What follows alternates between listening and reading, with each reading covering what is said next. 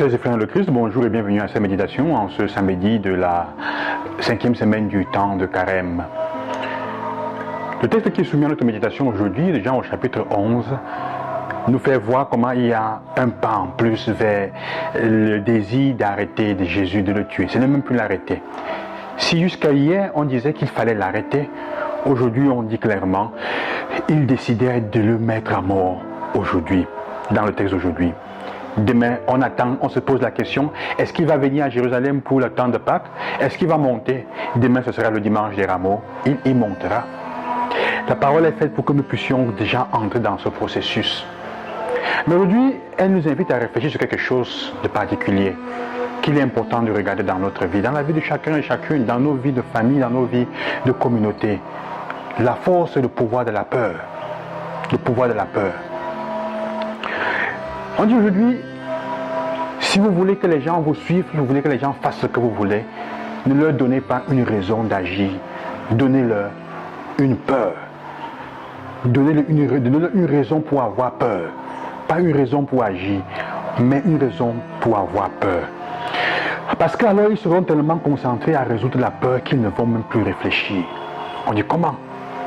Permettez-moi de prendre un exemple clair de ce que nous vivons en ce temps, ces 2 dernières années, la Covid. Les gens commencent de plus en plus à se poser des questions. Il y a des situations et des experts qui commencent de plus en plus à mettre au jour certaines choses pour montrer que derrière toute cette histoire, il y avait un grand complot pour gagner assez d'argent par certaines sociétés aussi. On se rend compte qu'on a terrorisé les gens avec un nombre excessif de morts, des médias chaque jour, pour pousser les gens à accepter une chose qui n'aurait jamais été acceptable normalement si on avait pris le temps de réfléchir. Une vaccination de masse en un temps record impensable. Les experts disent qu'il faut au moins 10 ans pour qu'un vaccin soit mis sur le marché et 10 autres années pour qu'il soit administré, d'être administré aux femmes enceintes et aux enfants aussi. Comment se fait-il qu'en moins de 6 mois, nous avons pu accepter qu'on nous administre des choses qu'on ne sait même pas de quoi elles sont remplies? Parce qu'on nous a fait peur. Parce qu'on a mis la peur. Et les peuples, en effet, qui aujourd'hui refusent de le faire, ou ne le fassent, sont ceux qui ont réfléchi, qui n'ont pas eu peur. Alors ce n'est pas seulement une question lointaine, c'est une question même de nos vies. Alors posons-nous la question de savoir aujourd'hui, en ce temps, quelles sont les conséquences de la peur dans notre vie? Quelles sont les situations, les décisions, les relations dans lesquelles la peur est en train de nous gérer? Tu es dans la relation avec un homme qui est en train de te faire du mal, de te maltraiter, qui risque de te tuer, et tu continues à rester. Pourquoi? Parce que tu as peur. Parce que tu as peur pour les enfants. Parce que tu as peur qu'il va en prendre soin. Parce que tu as peur qu'il va donner ceci. La peur, et tu continues à mourir à petit feu, et tu risques de tuer quelqu'un d'autre.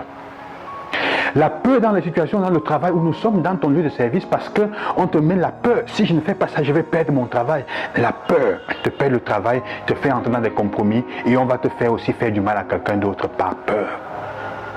La peur continue à gérer nos relations et nos vies. Alors, Caïn va faire peur. Il est bien.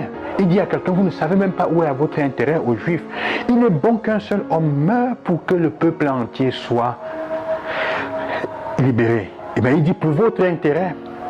Parce qu'en fait, il a peur que les Romains ne viennent lui enlever le pouvoir. Ce n'est pas tellement pour l'intérêt du peuple, puisque le Seigneur, lorsque le texte nous dira après, que Jésus mourra en fait, c'est vrai, pour l'intérêt du peuple, et non pas seulement le peuple, mais pour que tous les hommes de la terre soient retrouvés l'unité.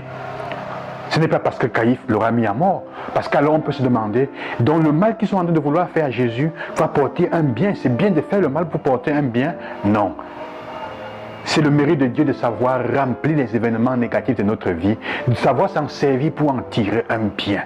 Ce n'est que ça. On ne peut rien dire ici, on ne peut pas dire qu'il faut faire du mal pour avoir un bien.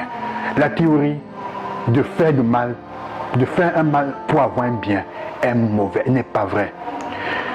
Si un acte est bon, il est bon depuis la racine, depuis le début. S'il se sert de quelque chose de mauvais, s'il part de quelque chose de mal, il est mal à la fin. Il ne peut pas être bon. C'est un meurtre, il tue. Mais aujourd'hui, donc, frères et sœurs, il est important de comprendre cela. Ce n'est pas parce que Dieu se sert de ces éléments négatifs et de ce mal que nous faisons pour remplir et faire quelque chose de bien, que nous sommes obligés de faire le mal, que nous devons faire du mal en disant ça va porter un bien. Non. Et tout ça parce que nous avons peur. Il est temps, mes frères et sœurs, de regarder dans notre vie avec sérieux qu'est-ce que la peur est en train de nous faire à nos frères, à nos sœurs, à notre femme, à nos enfants, à nos amis, à hypothéquer parfois le futur des gens. La peur est en train de détruire nos vies. La peur parfois de se battre pour ce qui est notre droit est en train de nous faire mourir à petit feu, est en train de nous faire détruire la vie des gens qui sont devant nous, du futur.